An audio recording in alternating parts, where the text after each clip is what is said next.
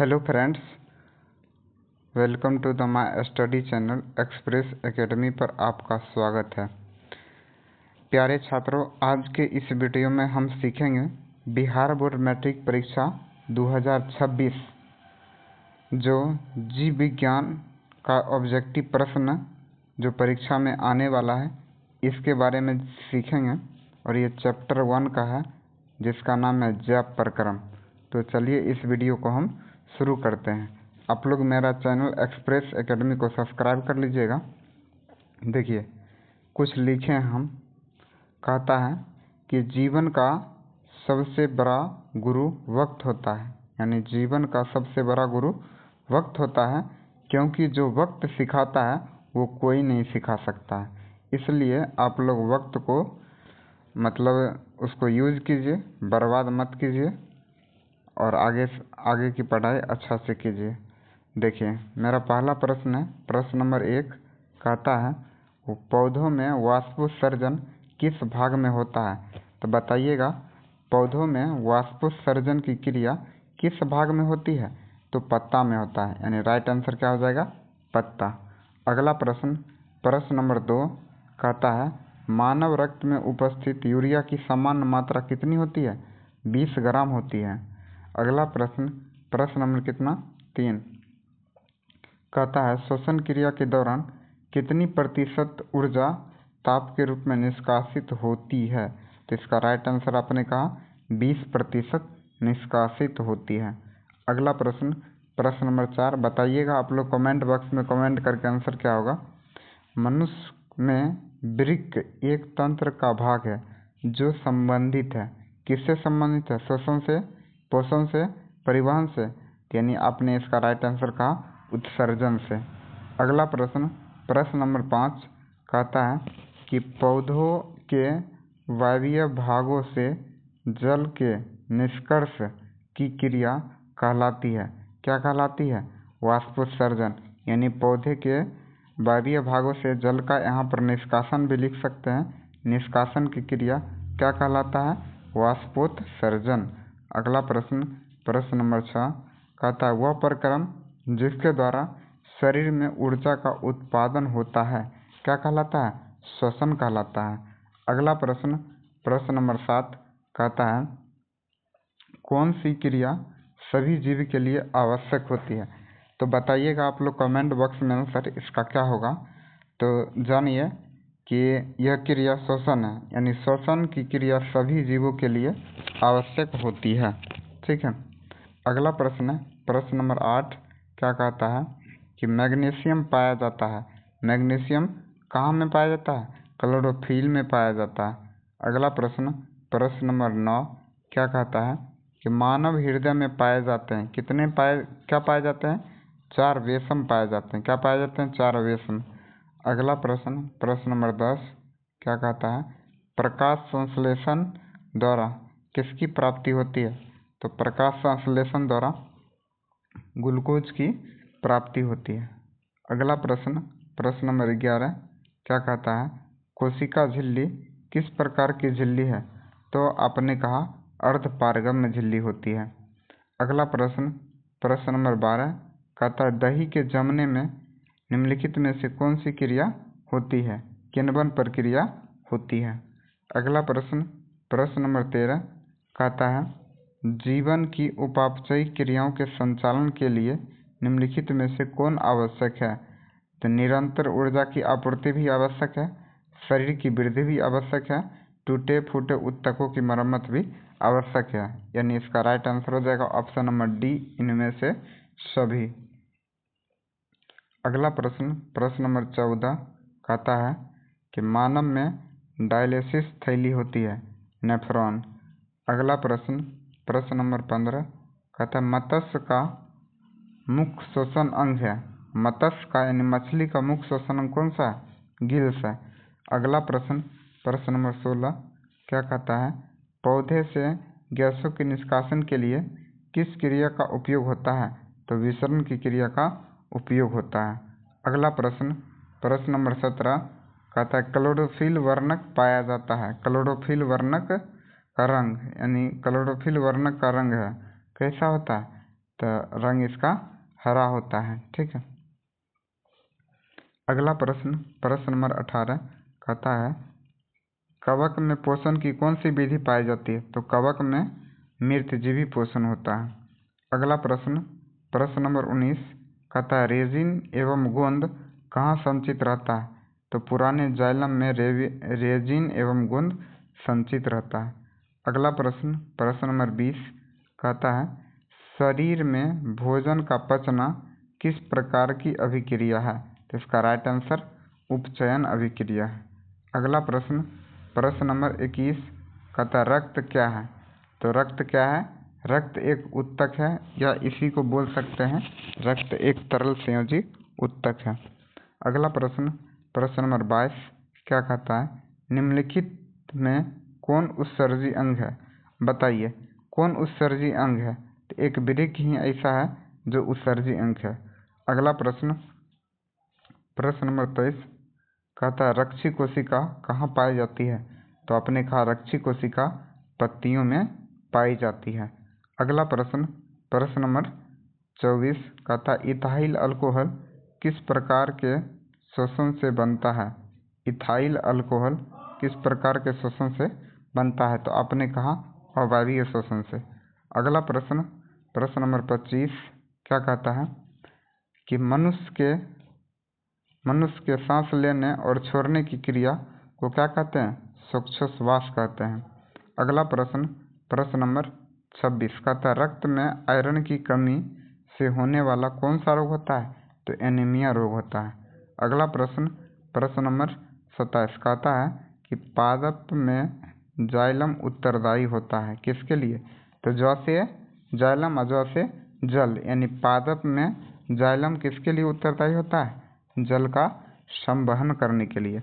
अगला प्रश्न, प्रश्न नंबर 28 कहता है कूटपाद किसमें पाया जाता है?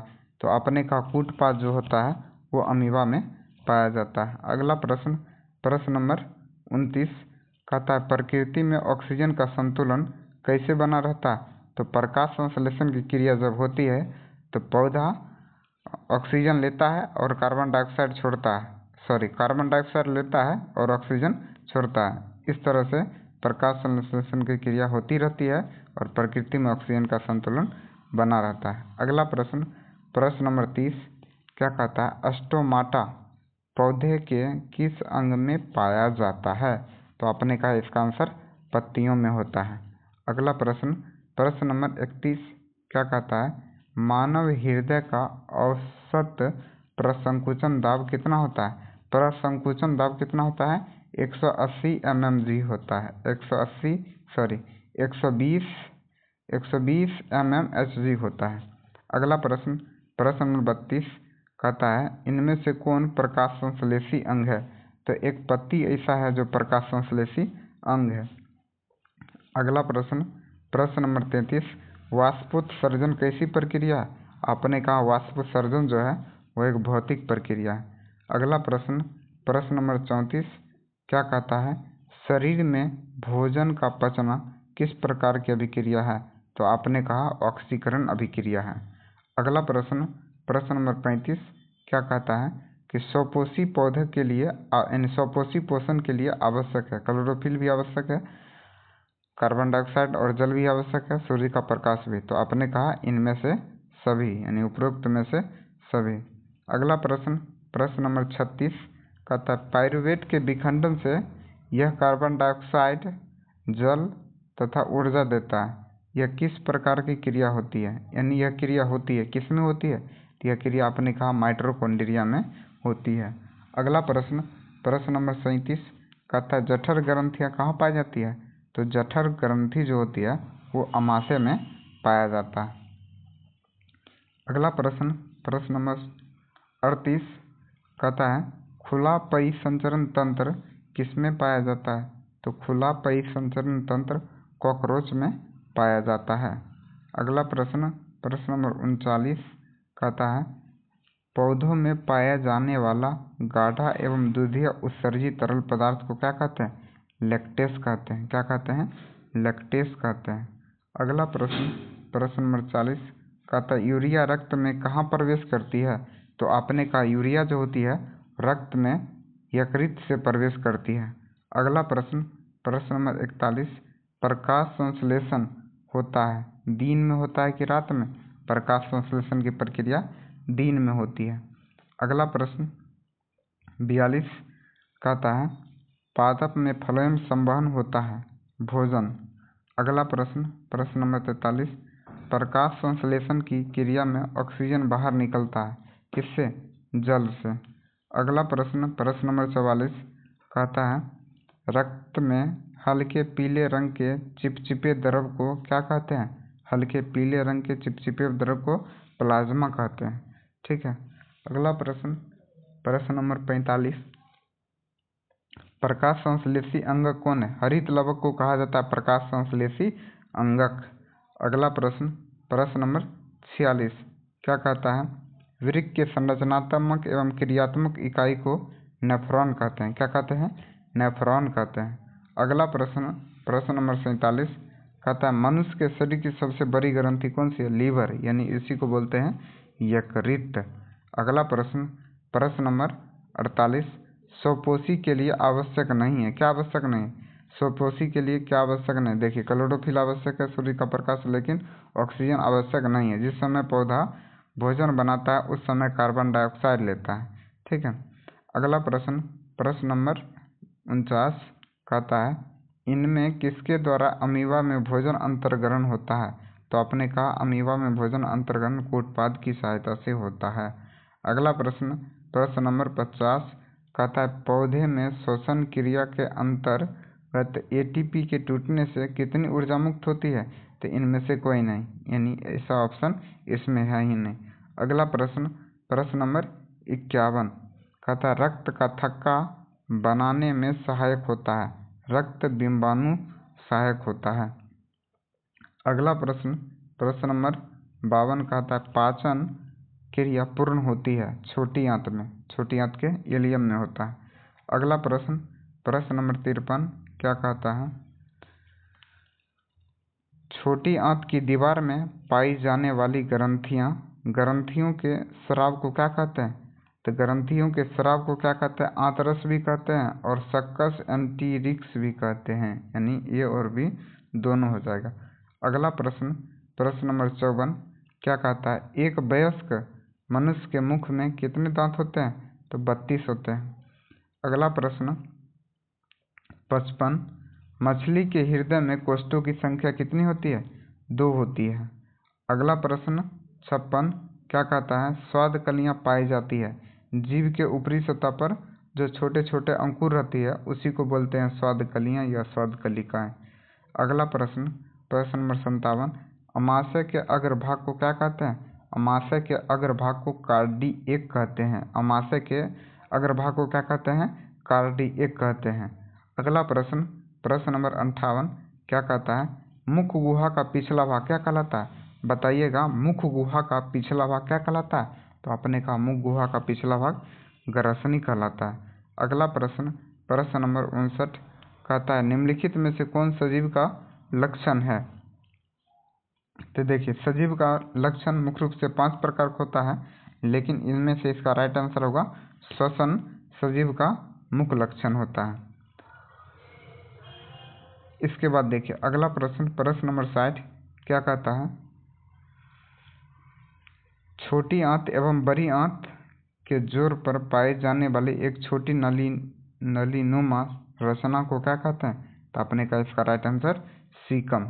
अगला प्रश्न, प्रश्न नंबर 61 कहता है छोटी आंत में भोजन के पाचन में निम्नलिखित में से किस रस की भूमिका होती है? तो पित्त रस की भी होती है, अग्नाशयी रस की भी होती है और आंत रस की भी होती है, यानी आपने कहा ऑप्शन नंबर डी। अगला प्रश्न, प्रश्न नंबर 61 क्या कहता है अमाशय में अधपचे भोजन के लेई की तरह के स्वरूप को क्या कहते हैं? तो काइम कहते हैं। अगला प्रश्न, प्रश्न नंबर 63 क्या कहता है निम्नलिखित में से कौन एमिनो अम्ल के विखंडन से बनता है? तो अमोनिया एमिनो अम्ल के विखंडन से बनता है। अगला प्रश्न, प्रश्न नंबर 64 स्वपोषी पौधे के लिए आवश्यक है क्लोरोफिल आवश्यक भी है प्रकाश संश्लेषण भी और कार्बन डाइऑक्साइड और जल भी, यानी अपने का ऑप्शन नंबर डी। अगला प्रश्न, प्रश्न नंबर 65 कहता है चाइल का अवशोषण होता है इलियम में। कहाँ में होता है? इलियम में। इलियम एक छोटी आंत का भाग होता है। अगला प्रश्न 66 कहता है आहार नाल के यानी मनुष्य के आहार नाल की कौन सी रचना अवशेषी अंग है? तो इसका राइट आंसर आपने कहा अपेंडिक्स। क्या हो जाएगा? अपेंडिक्स। अगला प्रश्न, प्रश्न नंबर 67 दांत अस्थि क्षय का कारण क्या है? यानी दांत कैसे झड़ने लगता है? मीठी चीज का खाना जिससे जीवाणु लग जाता है, बैक्टीरिया द्वारा अम्ल का निर्माण करना और दांत की सफाई न करना, इस कारण से क्या होता है? दांत का क्षय हो जाता है यानी टूट जाता है। अगला प्रश्न 68 कहता है डेंटाइन के ऊपर दांतों की सुरक्षा हेतु पाई जाने वाली कठोर परत को क्या कहते हैं? इनामेल कहते हैं। अगला प्रश्न, प्रश्न नंबर 69 कहता है कि पैरामेशियम में भोजन का अंतर्ग्रहण होता है, किसके द्वारा होता है? तो कोशिका मुख के द्वारा होता है। अगला प्रश्न, प्रश्न नंबर 70 प्रकाश संश्लेषी इकाई है, यानी क्लोरोफिल को प्रकाश संश्लेषी इकाई कहा जाता है। 71 क्या कहता है? प्रकाश संश्लेषण प्रक्रिया का मुख्य उपोत्पाद क्या है? ऑक्सीजन, यानी प्रकाश संश्लेषण की जो प्रक्रिया होती है इससे ऑक्सीजन मुक्त होता है। अगला प्रश्न नंबर 72 कहता है पैरामीशियम में पाई जाने वाली पोषण विधि को क्या कहते हैं? तो प्राणी संपोषण कहते हैं। अगला प्रश्न 73 कहता है निम्नलिखित में से किसे प्रकाश संश्लेषी अंगक कहते हैं? तो प्रकाश संश्लेषी अंगक हरित लवक को कहा जाता है। अगला प्रश्न 74 निम्नलिखित में से जठर ग्रंथि की कौन सी कोशिका हाइड्रोक्लोरिक अम्ल का स्राव करती है? तो इसका राइट आंसर क्या हो जाएगा? भित्तीय कोशिका। अगला प्रश्न, प्रश्न नंबर 75 कहता है मनुष्य के मुख गुहा में कितने जोड़े लार ग्रंथि पाई जाती है? तो 3 जोड़ी लार ग्रंथि पाई जाती है। अगला प्रश्न, प्रश्न नंबर 76 क्या कहता है इनमें से कौन सी रचना द्वारा अमीबा में भोजन का अंतर्ग्रहण होता है? तो इसका राइट आंसर आपने कहा कूटपाद के द्वारा। प्रश्न नंबर 77 पेप्टॉन और पेप्टाइड्स को निम्नलिखित में किस रूप में तोड़ता है? तो एमिनो अम्ल के रूप में तोड़ता है। अगला प्रश्न, प्रश्न नंबर 78 कोशिका के किस भाग में सजीवों के सारे गुण विद्यमान रहते हैं? तो कोशिका के जीव द्रव में सजीवों के सारे गुण विद्यमान होते हैं, ऑप्शन नंबर सी। अगला प्रश्न, प्रश्न नंबर 79 निम्नलिखित में से किस छिद्र द्वारा ग्रासनली से जुड़ी होती है? तो निगल द्वार के द्वारा जुड़ी होते हैं। अब प्रश्न नंबर लास्ट है 80 नंबर। आप लोग मेरा चैनल एक्सप्रेस एकेडमी को सब्सक्राइब कर लीजिएगा। देखिए प्रश्न नंबर 80 कहता है अमीबा का मुख्य भोजन है। अमीबा का मुख्य भोजन क्या है? शैवाल का टुकड़ा भी है, डाइटम एवं एक कोशिकीय जीव भी है और बैक्टीरिया भी है, यानी आपने कहा ऑप्शन नंबर डी इनमें से सभी। अब देखिए, अब मेरा जो अगला वीडियो आएगा, सॉरी इसमें एक प्रश्न और बच गया है। कहता है ग्रहणी भाग है। ग्रहणी किसका भाग है? ग्रहणी जो है वो छोटी आंत का ही भाग है। ग्रहणी क्या है? छोटी आंत का भाग है। अगला प्रश्न, प्रश्न नंबर 82 भी है। कहता है वह विधि जिसमें जीव पोषक तत्वों को ग्रहण कर और उनका उपयोग करता है एवं जनन के लिए उपयोग भी करता है, उसे क्या कहते हैं? उसे हम क्या कहते हैं? पोषण कहते हैं। अगला प्रश्न, अब अगला प्रश्न नहीं है। देखिए अब जो अगला वीडियो में आएगा चैप्टर नंबर 2 आएगा, जिस पाठ का नाम रहेगा नियंत्रण एवं समन्वय। इसलिए आप लोग मेरा चैनल RK एकेडमी को सब्सक्राइब कर लीजिएगा। वीडियो देखने के लिए बहुत बहुत धन्यवाद।